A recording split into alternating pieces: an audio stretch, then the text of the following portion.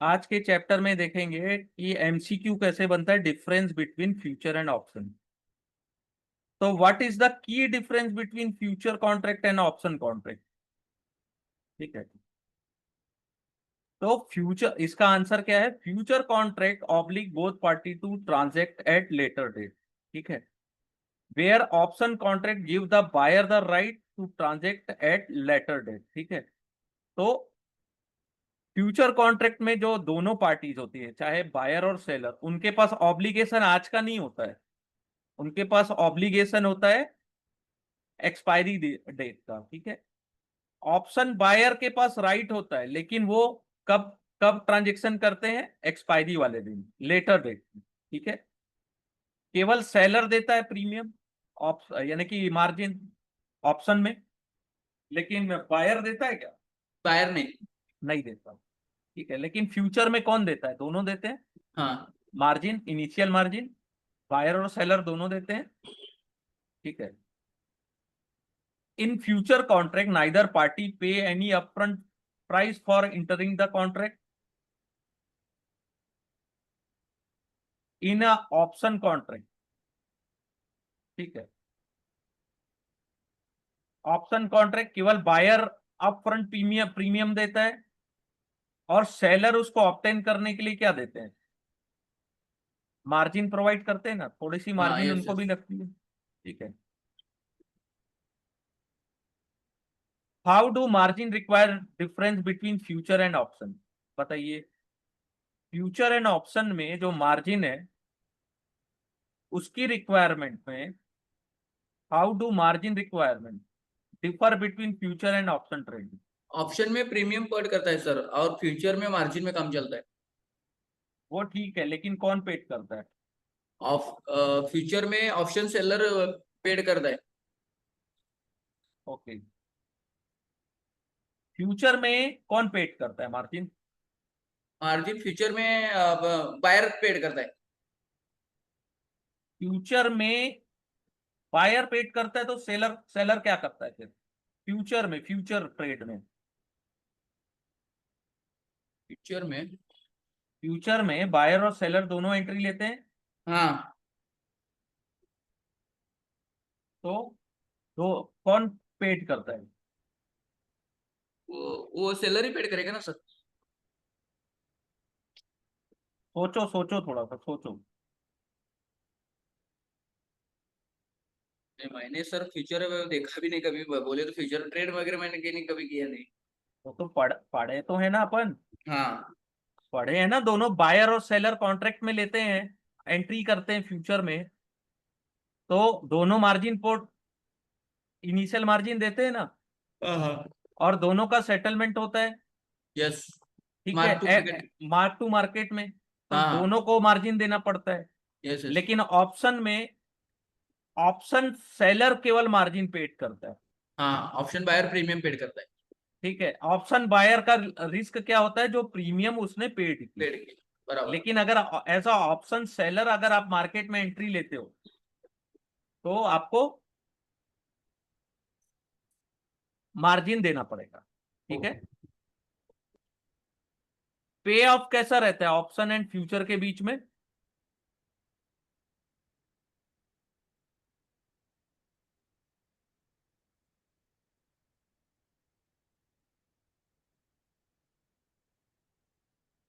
क्या पे ऑफ कैसा रहता है? अब एम टू जैसा सर, जब कैसा रहता है फ्यूचर और ऑप्शन में, डेली का डेली सर बेस में उसका ये रहता है एम टू में। पे ऑफ कैसा रहता है? चार्ट जो होता है फ्यूचर में, कैसा चार्ट बनता है? सिस्टम सिमेट्रिक पे ऑफ रहता है फ्यूचर में। हाँ। ठीक है, और ऑप्शन में क्या होता है? नॉन लीनियर या असिमेट्रिक पे ऑफ रहता है। ठीक है, पे ऑफ फ्यूचर में सिमेट्रिक रहता है, ऐसा। हाँ। ठीक है, लेकिन ऑप्शन में ऐसा भी बनता है, ये डिजाइन भी बनता है, तो बराबर। नॉन लीनियर होता है। ठीक है, हाँ। Which statement correctly compare the obligation in future and option? बताइए फिफ्थ का आंसर। फ्यूचर एंड ऑप्शन में क्या ऑब्लिगेशन होता है?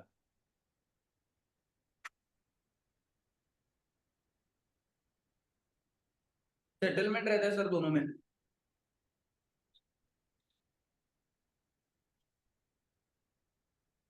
फ्यूचर फ्यूचर में सर क्या है, हम्म। बायर और सेलर को ना सर कॉन्ट्रैक्ट एक्सपायरी रहती है, और उसमें क्या है सर, ऑप्शन सेलर को एप्लीकेशन रहते हैं, बायर को नहीं रहते।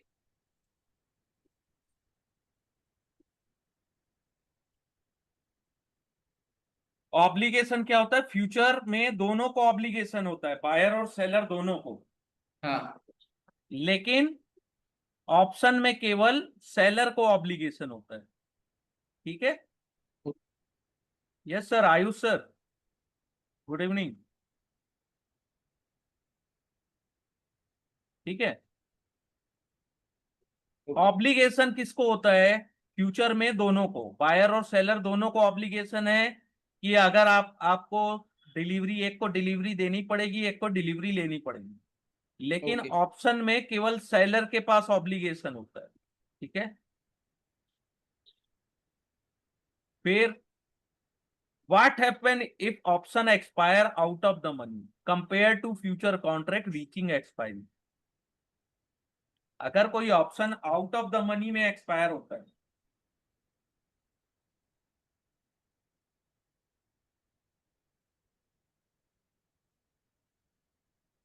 हाँ सर। हाँ बताइए। अगर option out of the money expire हो रहा है, आपने ऑप्शन खरीदा और वो आउट ऑफ द मनी हो गया और एक्सपायरी हो गया, फिर क्या करोगे? तो अपने लॉस होगा ना, प्रीमियम पेड किया हुआ है। वो तो लॉस होगा। ठीक है, लॉस आपका हो गया, प्रीमियम जो आपने दिया वो लगभग आउट ऑफ द मनी हो गई। लेकिन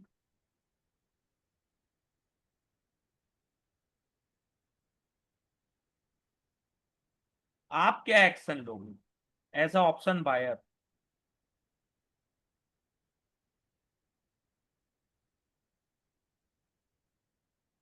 एक तो हमारे को सर डिलीवरी में तो शेयर लेना पड़ेगा। क्यों लोगे? आउट ऑफ द मनी में अगर एक्सपायर होता है तो वर्थलेस होता है। हाँ। जो बायर होता है कोई एक्शन नहीं लेता। ठीक है, क्योंकि बायर को पूरी प्रीमियम उसकी लॉस हो गई रहती है। ठीक है। लेकिन फ्यूचर कॉन्ट्रैक्ट एक्सपायरी रिजल्ट, वहां पे आपको मैंडेटरी सेटलमेंट करना पड़ेगा, कैश या डिलीवरी। ठीक है। अगर आपने फ्यूचर बाय किया 100 रुपया में हाँ। और वो 70 भी चला गया, तो भी वहां पे भी आपको स्क्वायर ऑफ करना पड़ेगा। 100 रुपए में बाय किया, लॉन्ग किया आपने कि ऊपर जाएगा, उसकी जगह एक्सपायरी तक 70 में आ गया, तो 70 में भी तो आपको पोजीशन स्क्वायर ऑफ करनी पड़ेगी। यस।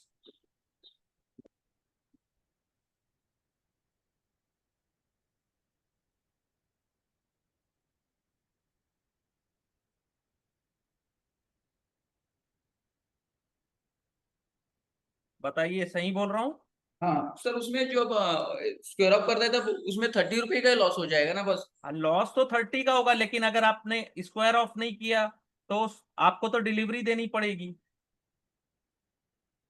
हाँ। बात समझिए, ये इसलिए चैप्टर 4 को मैं इतनी स्लो मोशन में इतना नोट्स बना के, चैप्टर 3 4 पहले मैं नोट्स पढ़ाया, पहले बुक से पढ़ाया, फिर नोट्स से पढ़ाया, फिर अभी एमसीक्यू करा रहा हूँ। क्यों? क्योंकि ये बहुत डीप चैप्टर है, इसमें दिमाग बहुत लगाना पड़ता है। ठीक है। तो इसको देखिएगा। ठीक है। In term of risk, how do option and future differ from for the buyer?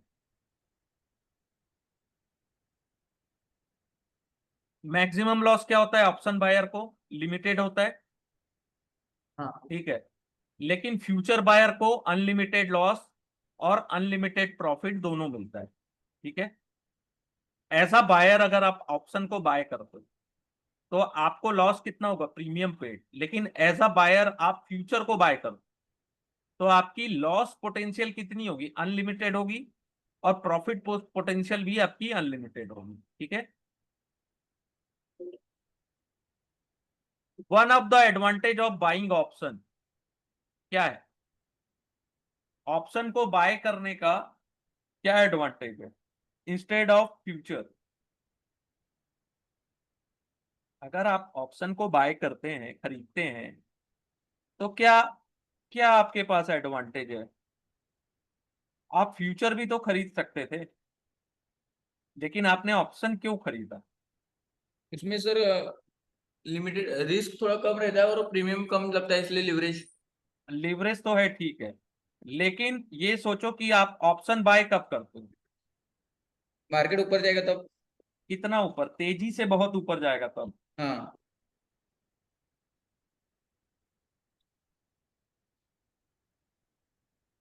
तेजी से ऊपर जाएगा तब अपन ऑप्शन बाय करते हैं, तो बराबर। उसमें अपने को ज्यादा प्रॉफिट होगा ना कि फ्यूचर में, ठीक है। क्योंकि फ्यूचर आपको, आपका रिस्क लिमिटेड हो जाता है ऑप्शन बाय करते हो तो, ठीक है। अगर आपको फेवरेबल प्राइस मूवमेंट मिला, ठीक है, तो आपका रिस्क कितना होगा? केवल जितना आपने प्रीमियम पेड किया, ठीक है ना। लेकिन फ्यूचर हाँ में क्या होता है? फ्यूचर में अगर आपके फेवर में नहीं गया तो आपको लॉस ज्यादा बड़ा होगा। बराबर। जो मार्केट में हेज करते हैं वो ऑप्शन को क्यों चूज करते हैं over future for down side protection? आप मार्केट में हेजर हो, यानी कि आप अपना रिस्क को,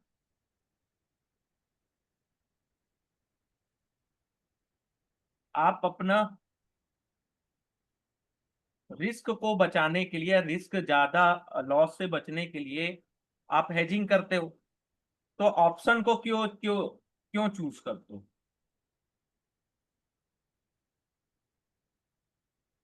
बताइए। एज कंपेयर टू फ्यूचर आप ऑप्शन को क्यों चूज करते हो?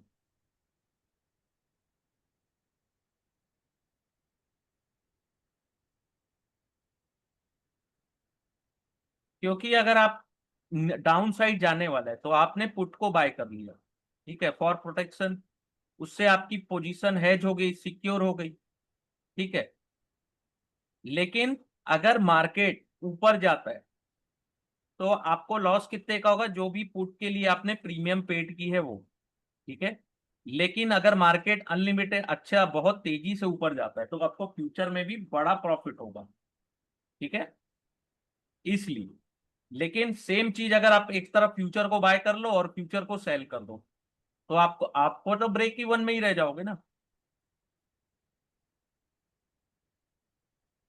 तो डाउन साइड को प्रोटेक्ट करने के लिए आपने पुट ऑप्शन खरीद लिया, ठीक है।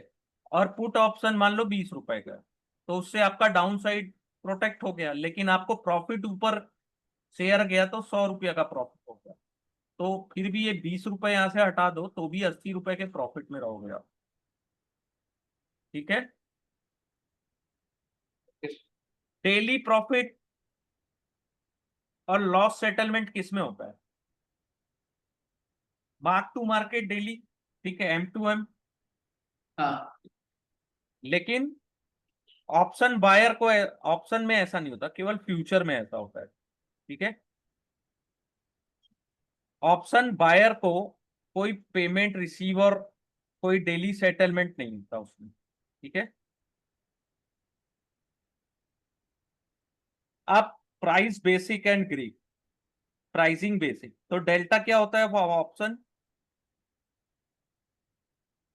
Sensitivity of the option price to a small change in the price of underlying assets, ठीक है।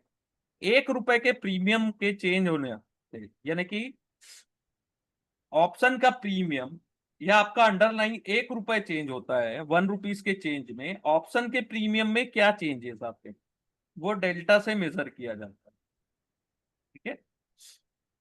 What does the gamma of option measure? The rate of change of the option delta relative to change in the underlying price, ठीक है। Delta के change होने से, किस rate से delta change हो रहा है, ठीक है, उससे अंडरलाइंग प्राइसेस अंडरलाइंग प्राइस के चेंज होने से डेल्टा किस स्पीड में चेंज हो रहा है, ठीक है। How delta will change as the underlying move, कितना चेंज होता है डेल्टा में, उसको गामा से नापते हैं। थीटा बहुत इजी है, the rate at which option losses value as time pass, जितना समय बीतते जाएगा और ऑप्शन के प्रीमियम जितना गिरते जाएगा, ठीक है। तो all else being equal time decay, ठीक है। The option premium per day, कितना ऑप्शन का प्रीमियम पर डे गिरेगा टाइम डिके, समय के समय पास होने पर, ठीक है। What risk does vega quantify for a option,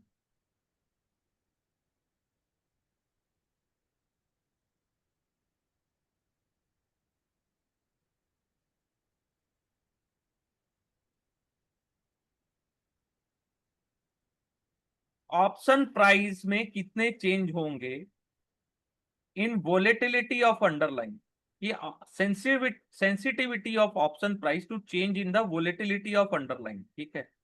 how the premium changes if volatile rise और फॉल, वोलेटिलिटी के राइज और फॉल होने से ऑप्शन के प्रीमियम्स में क्या चेंजेस आते हैं, ठीक है।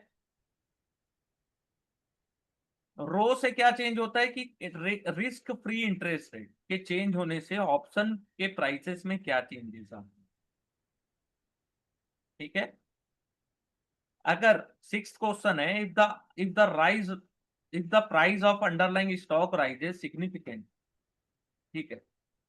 अगर अंडरलाइंग स्टॉक बहुत तेजी से जा रहा है, ठीक है, बहुत तेजी, तो how it generally affect the price of call and put option on the stock, अगर अंडरलाइंग स्टॉक बहुत ऊपर जा रहा है तेजी से, तो कॉल ऑप्शन के प्रीमियम इंक्रीज होंगे और वही पुट प्रीमियम डिक्रीज होंगे, ठीक है।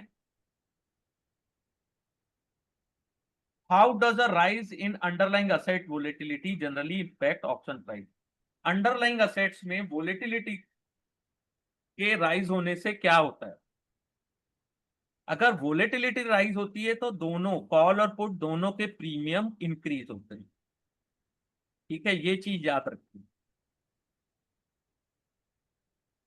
As the time of to the option expiry decrease, ठीक है, तो क्या होता है, option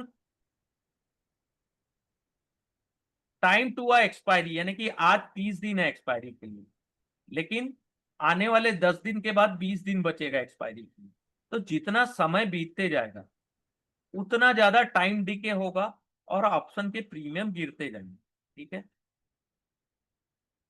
increase in risk free market interest tend to have what affect on option price, अगर रिस्क फ्री इंटरेस्ट रेट के इंक्रीज होने से ऑप्शन प्राइस में क्या इंपैक्ट पड़ता है, call option price tend to increase and put option price tend to decrease, risk free interest rate के increase होने से कॉल ऑप्शन के प्राइस इंक्रीज होते हैं, पुट ऑप्शन प्राइस डिक्रीज होता है, ठीक है, क्योंकि because carrying cost for underlying are higher, ठीक है।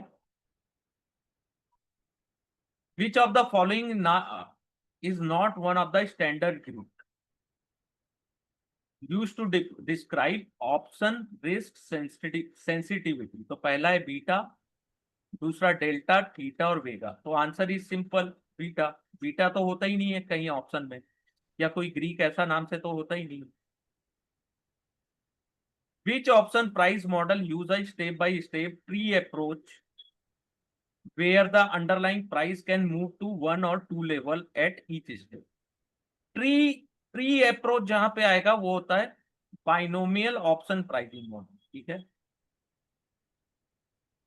Which of model provide a closed form formula for calculating the theoretical price of European option, तो इसका सिंपल आंसर है ब्लैक स्कोल मॉडल, ठीक है। बाइनोमियल ऑप्शन प्राइस मॉडल को किसने create किया था, तो विलियम शार्प ने 1978, ठीक है। ब्लैक स्कोल मॉडल को किसने पब्लिश किया था 1973 में, तो इसका आंसर है Fischer Black and Myron Scholes, option A. Which of the following is not a input required by Black Scholes model? तो इसमें the expected return of the underlying asset, ये याद रखिए। ये इनपुट नहीं लगता है कि अपने को एक्सपेक्टेड रिटर्न कितना लगेगा, बाकी current market price, time, volatility, ये सब चीजें कैलकुलेट होती है ब्लैक-scholes मॉडल में। The basic Black-Scholes model for pricing call option make which assume about dividend on the underlying stock during the option life। ठीक है, तो इसमें क्या assumption होती है? एक तो कि it assume the underlying pay no dividend during the life of the option। ठीक है, what is the no drawback of binomial option pricing model compared to Black-Scholes? क्यों बाइनोमियल, क्यों थोड़ा कठिन है? क्योंकि ये इसका जो कैलकुलेशन है और जो स्टेप्स हैं बहुत ज्यादा टाइम कंज्यूमिंग। ठीक है, बट ये वेरी फ्लेक्सिबल एंड एक्यूरेट होते हैं।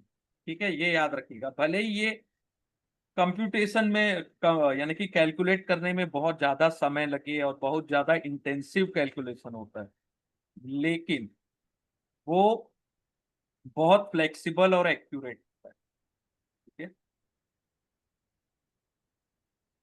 विच of the following factor are consider in standard option pricing model? ठीक है, तो like Black-Scholes या determining a option theoretical value। तो current underlying price, strike price, time to expiry, volatility and interest rate, तो ये सब चीजें कंसीडर की जाती हैं। ठीक है,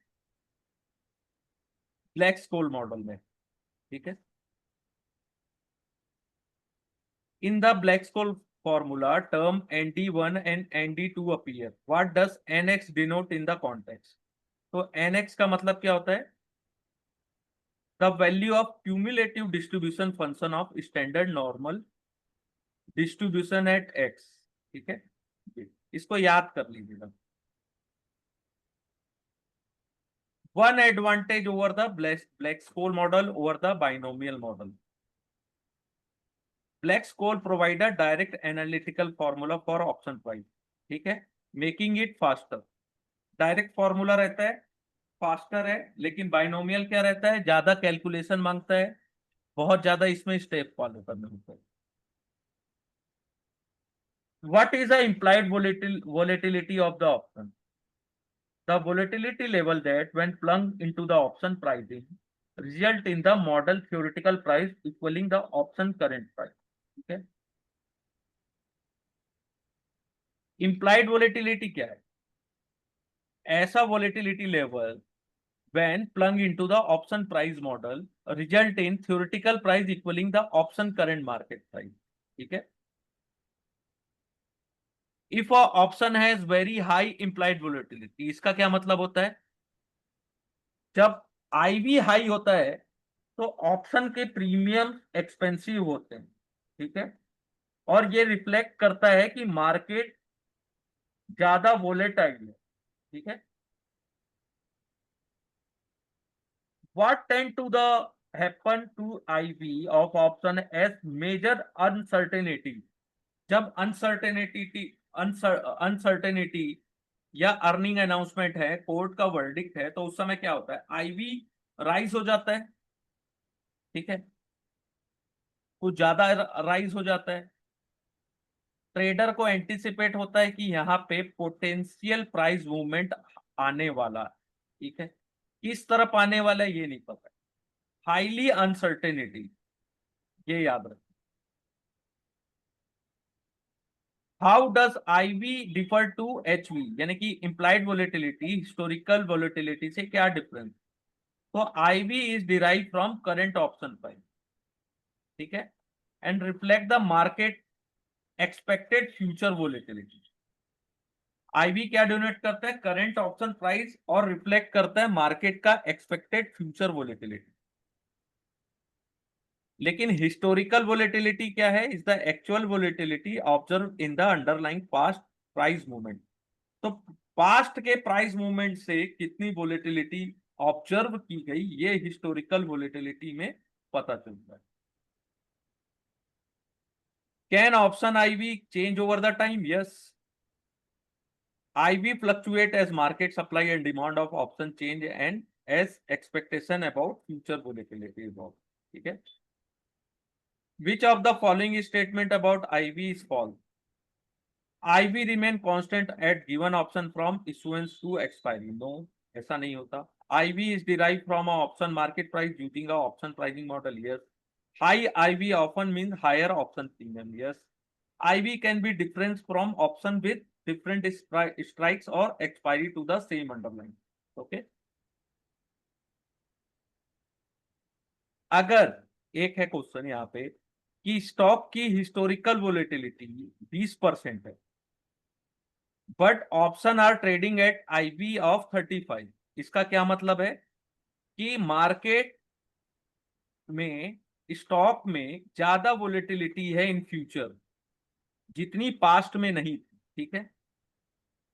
मार्केट में हिस्टोरिकल से ज्यादा वोलेटिलिटी है यानी कि ये और ज्यादा मार्केट ऊपर नीचे हो सकता है. IV is typically quoted as on annualized basis as a percentage. ठीक है. If option IV volatility is 30%, इसका क्या मतलब होता है? IV बताया जाता है ईयरली बेसिस में, एनुअलाइज बेसिस में एज अ परसेंटेज. तो the market is estimating that over a year the underline could see as price movement up और down about 30% from its current price. तो अगर IV अगर 30%, तो इसका क्या मतलब है कि इसमें इस अंडरलाइन में 30% का वन स्टैंडर्ड डेविएशन में अप एंड डाउन मूवमेंट देखने को मिल सकता है. ठीक है. क्या होता है जब IV after the outcome of major event के खत्म होने के बाद क्या होता है, IV में क्या असर होता है? तो कोई भी बड़ा इवेंट जैसे अर्निंग अनाउंसमेंट या कोर्ट की रूलिंग या कुछ भी ऐसा जो भी न्यूज है वो खत्म हो जाती है तो IV tend to drop, IV गिरने लगता है. ठीक है. आफ्टर द इवेंट, क्योंकि अनसर्टेनिटी है वो खत्म हो गई हो. ठीक है. ट्रेडर कई बार बोलते हैं ना ऑप्शन चीप है या एक्सपेंसिव है बेस्ड ऑन IV. ठीक है. अगर IV लो है इसका मतलब है कि ऑप्शन सस्ते में अवेलेबल. ठीक है. Cheap available. लेकिन प्रीमियम हाई है तो उसका क्या मतलब है, ऑप्शन के प्रीमियम महंगे हैं. अगर IV कुछ ज्यादा ही है यानी कि एक्सपेक्टेशन से ज्यादा ही हाई है तो इसका ये मतलब होता है कि ऑप्शन के प्राइस जो हैं वो एक्सपेंसिव है. लेकिन IV लो है, बहुत लो है, तो उस समय जो ऑप्शन के प्राइस होते हैं बहुत सस्ते में अवेलेबल है. ठीक है. एक ट्रेडर को लग रहा है trader expected a significant upward movement in stock but want to spend only a small amount. एक ट्रेडर को लग रहा है कि स्टॉक में अपफ्रंट मूवमेंट आने वाला है लेकिन उसके पास बहुत स्मॉल अमाउंट. तो वो क्या करेंगे, out of the money call option, out of the money call option खरीद सकते हैं जब आपको लग रहा है कि बहुत बड़ा मूवमेंट आने वाला है फॉर हाई लिवरेज और ऑन अ बिग. ठीक है. जब हमको ये लग रहा है कि बहुत बड़ा मूवमेंट आने वाला है तो out of the money call option, higher strike lower premium, वो खरीद सकते हैं. बहुत बड़ा मूवमेंट आने वाला है उस समय की बात है. ठीक है. और आपके पास पैसे भी कम है. एक इन्वेस्टर को लग रहा है कि option position with high probability of expiring in the money. तो वो क्या करते हैं, एक इन्वेस्टर को लग रहा है कि ये जो ऑप्शन है उसकी प्रोबेबिलिटी ये है कि वो इन द मनी में एक्सपायर होगा एंड इज विलिंग टू पे अ हायर प्रीमियम. ठीक है. तो वो क्या करेंगे, वो इन द मनी ऑप्शन को ही चूज करेंगे. ठीक है. अगर उनको लगता है कि ये प्रोबेबिलिटी है कि वो इन द मनी जाएगा. ठीक है. सेलर पर्सपेक्टिव में देखेंगे तो option strike would be more conservative choice, more likely to expire worthless and thus allow the seller to keep the premium। तो सेलर के पॉइंट ऑफ व्यू से देखेंगे तो सेलर क्या चाहता है कि एक्सपायरी वर्थलेस हो, जीरो हो, ऑप्शन जीरो हो जाए सब, मेरे को जो प्रीमियम मिली है उतना मैं कमा के बैठ जाऊं, तो वो out of the money option prefer करते हैं। ठीक है। एक ऑप्शन राइटर है who seek a larger premium and willing to take a greater risk of option being exercise might choose a in the money option. ठीक है। Which of the following best describe at the money option for a trader, it has a moderate premium cost and रफली a 50-50 chance. At the money में क्या होता है कि 50% chance है कि वो इन द मनी जाएगा या 50% चांस है कि आउट ऑफ द मनी जाएगा। ठीक है। तो offering a balance between cost and probability. ठीक है। मॉडरेट प्रीमियम कॉस्ट होता है जैसे 100 रुपया है और का स्ट्राइक प्राइस है 100 रुपये अंडरलाइन चल रहा है, तो प्रोबेबिलिटी क्या है 50% ऊपर 50% नीचे जा सकती है।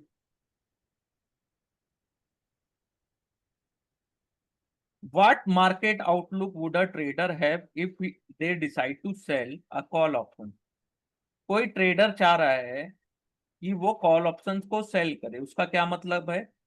उसका मतलब ये है कि they expect the stock price will stay at और below the strike price through expiry. Call option को सेल कौन करता है? जिनको पता है कि इस लेवल से ऊपर मार्केट नहीं जाएगा, यही रहेगा या तो इसके नीचे जाएगा। न्यूट्रल होते हैं वो, मार्केट में न्यूट्रल होते हैं या थोड़े से बुलिश बियरिश होते हैं। ठीक है। और होप करते हैं जिसको जिस कॉल को उन्होंने सेल किया है वो वर्थलेस एक्सपायर। ठीक है। अगर if a investor is bearish on stock and want to profit from price decline with limited risk, तो वो क्या करेंगे? पुट ऑप्शन को बाय करेंगे। अगर इन्वेस्टर बियरिश है स्टॉक में और वो उनको प्रॉफिट बनाना है कि प्राइस डिक्लाइन हो तो उनको प्रॉफिट बने, तो उसमें रिस्क भी लिमिटेड रहता है, तो वो पुट ऑप्शन को बाय करेंगे स्टॉक। एट्थ है compare to buying the underlying stock, buying a call option appeal to investors. क्यों? आप स्टॉक को ना बाय करके उसके कॉल ऑप्शन को बाय कर रहे हैं, इसका क्या मतलब है? क्योंकि कॉल ऑप्शन बाय करने में आपको स्मॉल कैपिटल लगता है, रिस्क आपका लिमिटेड रहता है, जो भी प्रीमियम आपने पेड किया उतना ही लॉस होगा, और अपसाइड एक्सपोजर से आपको बड़ा प्रॉफिट, इसलिए कॉल ऑप्शन को प्रीफर किया जाए। Why might a investor sell put option on stock instead of shorting the stock directly? Put option को क्यों सेल करता है कोई भी इन्वेस्टर है या ट्रेडर है, वो क्यों क्यों उसको शॉर्ट करता है? पुट ऑप्शन को सेल करने का मतलब है कि वो मॉडरेट बुलिश और न्यूट्रल है। ठीक है। और वो चाहता है कि वो जितनी प्रीमियम उसने रिसीव की है उतना वो पैसा कमा ले। ठीक है। और इफ इट फॉल बिलो, उससे नीचे जाए तो वो बाय करने के लिए भी तैयार है स्टॉक। ठीक है। From the perspective of option seller, what is the major disadvantage relative to option buyer?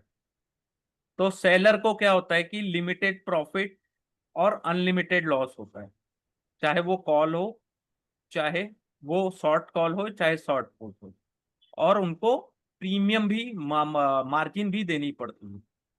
Buyer का लॉस लिमिटेड होता है, जो भी प्रीमियम वो पेड करते हैं। ठीक है। ये यहाँ पर अपना चैप्टर 4 का एमसीक्यू भी कंप्लीट हो गया।